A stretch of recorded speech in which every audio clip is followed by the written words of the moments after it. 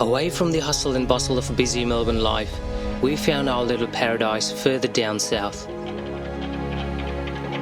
A city that will always have a special place in our hearts. Welcome to Queenstown, New Zealand, a breathtaking gem nestled between stunning mountain ranges and the shimmering waters of Lake Wakatipu. We are thrilled to call this place our home for this week and excited to witness and capture the beauty this place has to offer.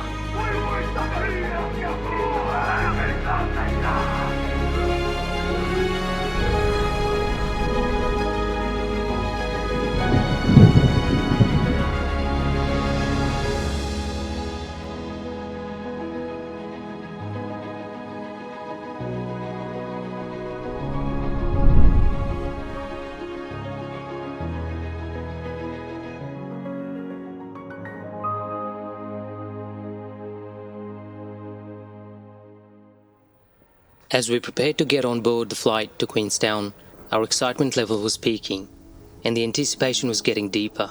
Once aboard, the flight weaved through a thick layer of fog, immediately revealing the beautiful morning sun. 2 hours into the flight, and as we arrive into the New Zealand airspace, it all started unfolding. The land reveals itself, displaying its ruggedness and the beauty. The excitement upon arrival was palpable. Surrounded by the rocky peaks, this city has welcomed us with beautiful sunshine and breathtaking views. Upon receiving our camper van just outside the airport, we drove straight towards the city.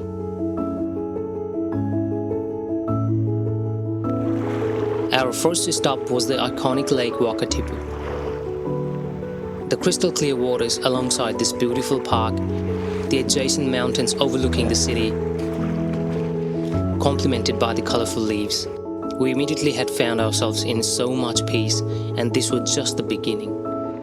This place is so beautiful. Honestly, so far whatever we've seen around us, we are already in love with this place. This place is really romantic, really beautiful. And now we're going to head towards our destination for the night, which is the Kingston Lake. And this is our little home for 5 days. We've got everything inside there. It's a self-contained vehicle. Haven't set up the bed yet, so that's going to be later. Let's hit the road. As we drove along this beautiful scenic road, we couldn't help but soak in the vibrant colors around us. Just a van, a map, and no real plans, we set off, southbound, chasing beauty wherever it found us. This trip isn't about taking off spots. It's about slowing down, breathing in the land, and letting the road decide. As we drove closer, the anticipation was growing.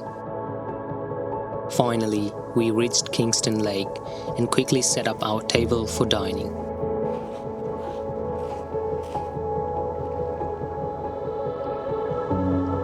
We're gonna have this bad boy. There's something magical about camping by the lake. The calmness, the reflection of the stars at night. It's just pure bliss. Tonight's all about disconnecting and soaking in the beauty around us. Kingston Lake is such a gem, and we can't wait to wake up to this view in the morning.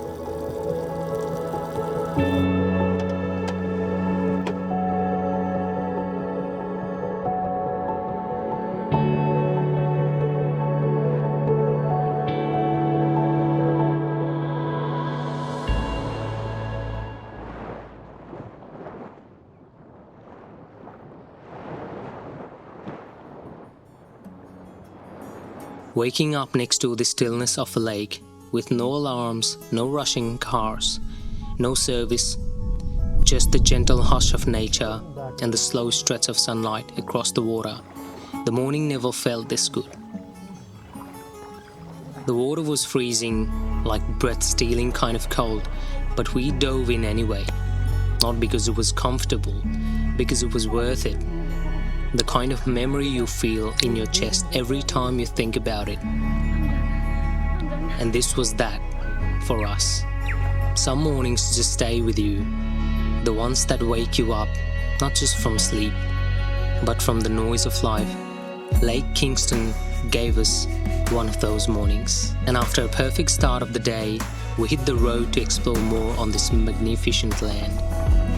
Let's go.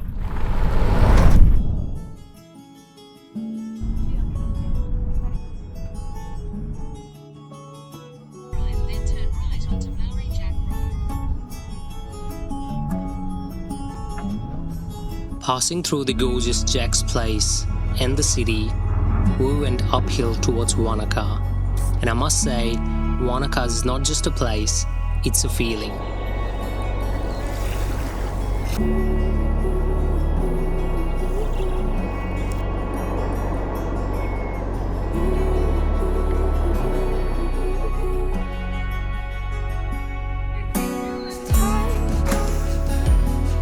We sat by the lake admiring the beauty of Wanaka for an hour and drove off to find another amazing lakeside camping station for the night. We finally reached Lake Pukaki campsite close to 9 p.m. and so had our dinner and retired into bed right away. Excited to see the place next morning.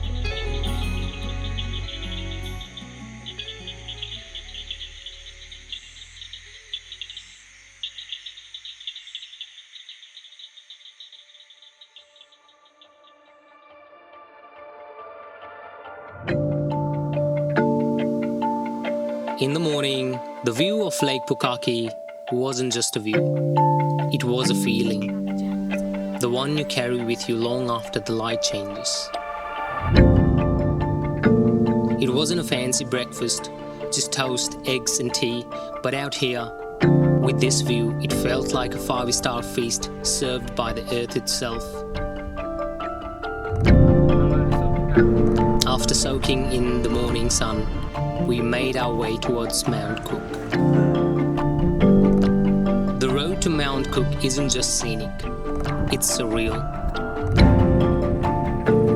Like you're driving through a postcard that someone left behind from a dream they had once. Every time we stopped, it felt like the nature was flexing. Peaks rising sharper, clouds curling like paint across the sky.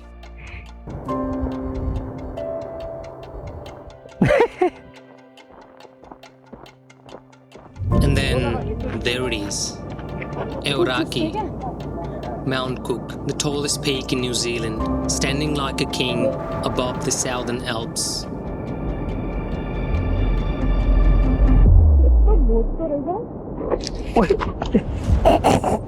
Yeah. Right. Oh.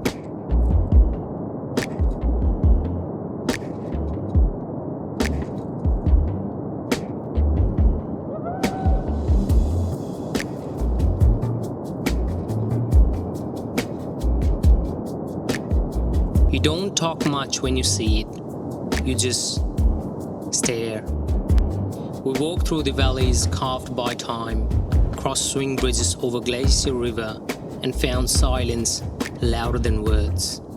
And that's why we chase roads like this, not for the destination alone, but for these moments in between, the quiet, the awe, the reminder that the world is so much bigger than we remember. As the sun rushed to hide behind these sky-piercing mountains, we slowly walked back to our car. If you ever get a chance to drive this road, just take it slow, take it all in, let the land speak, it's got stories to tell.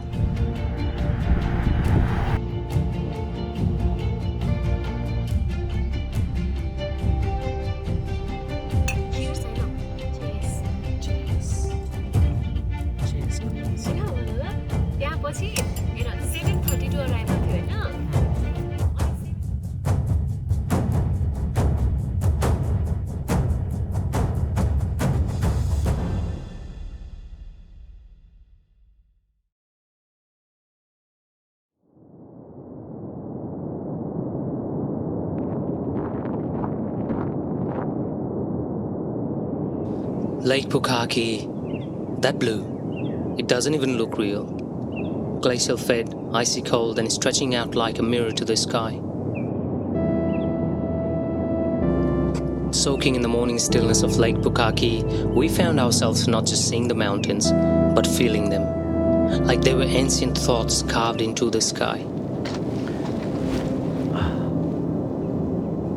reminding us how small we were and how beautiful that could be.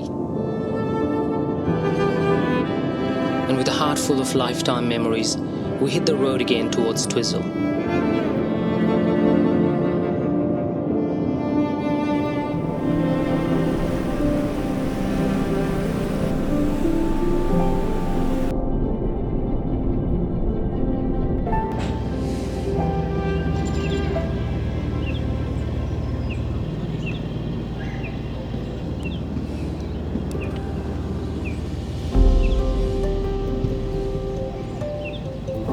A hot cuppa in hand, breath fogging the air.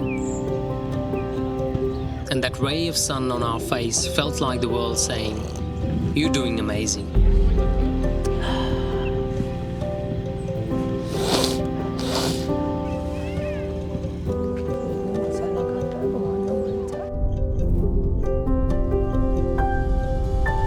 It took us forever to drive back to Lake Kingston, where we spent another night by the lake. By now, we both knew we were addicted to this place.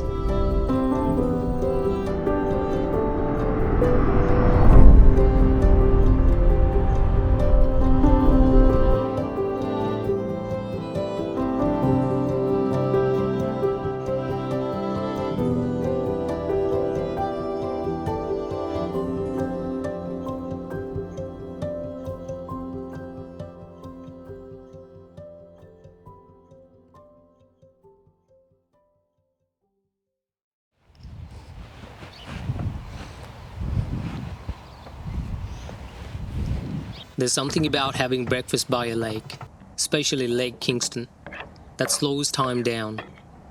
Steam curling off a hot plate, a warm bite in hand, nothing but mountains, still water, and bird song for company. Then the wheels start turning, literally.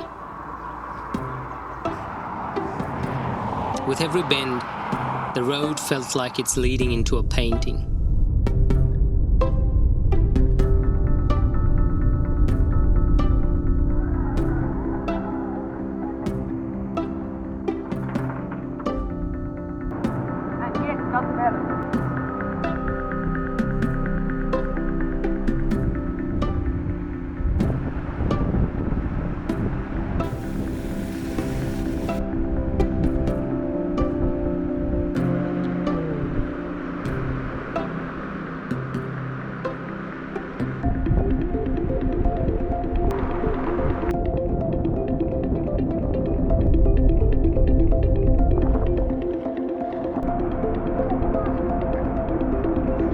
Eventually, as we arrived closer to Milford Sound, it started looking darker, foggier, and mystical, all at the same time.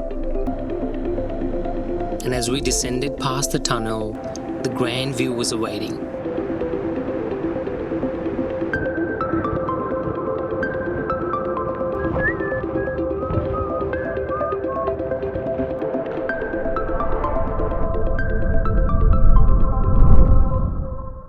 And here we are, the mystical Milford Sound, or Puo Tahi.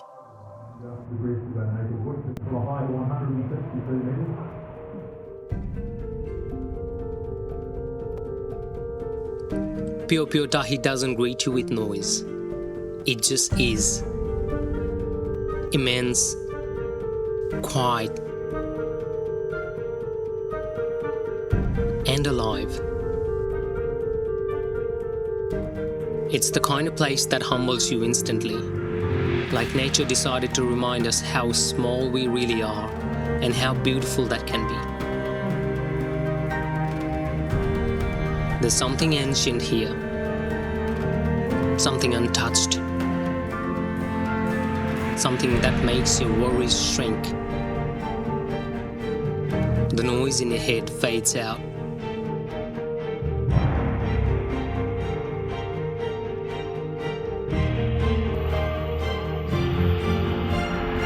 It's places like this that asks you to listen, not with your ears, but with something deeper, something we forget about in the rush of day-to-day life.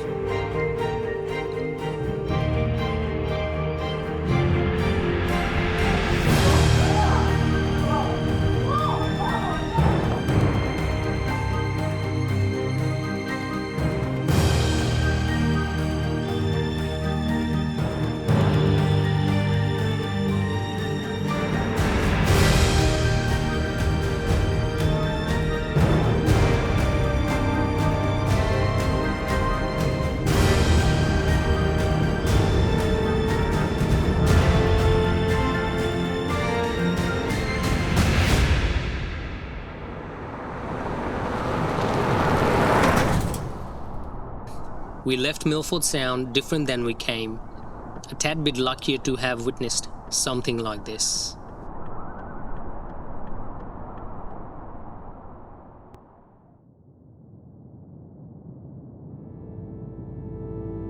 Next morning, we woke up to the view of twin rainbows and the birds' songs.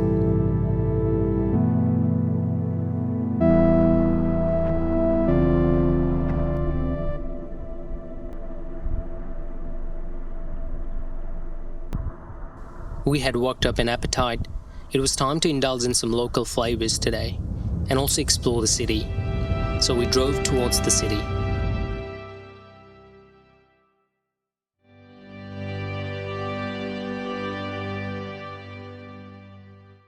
Currently walking in one of the streets in CBD.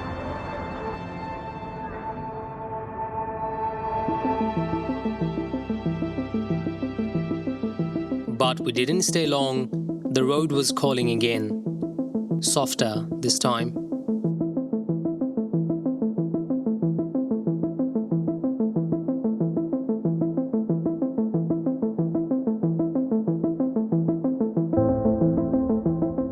Cheers.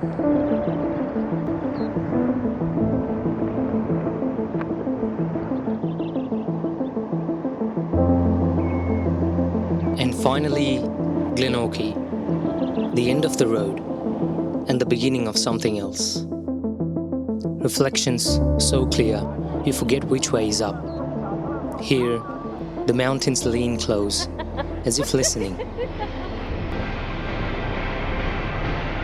And the wind carries stories, if you're quiet enough to hear them.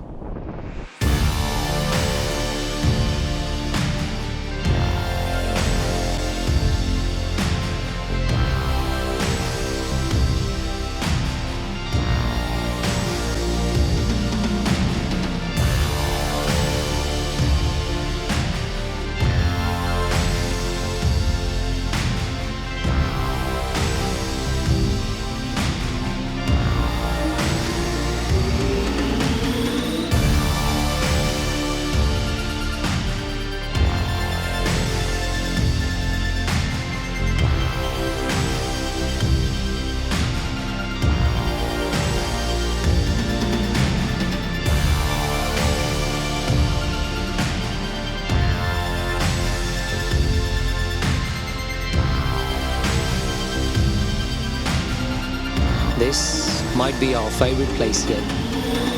It's not loud, but it moves you.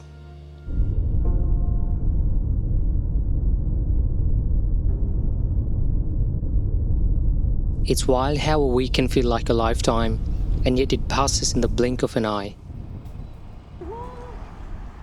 The South Island doesn't just show you beauty, it surrounds you in it, breathes into your skin.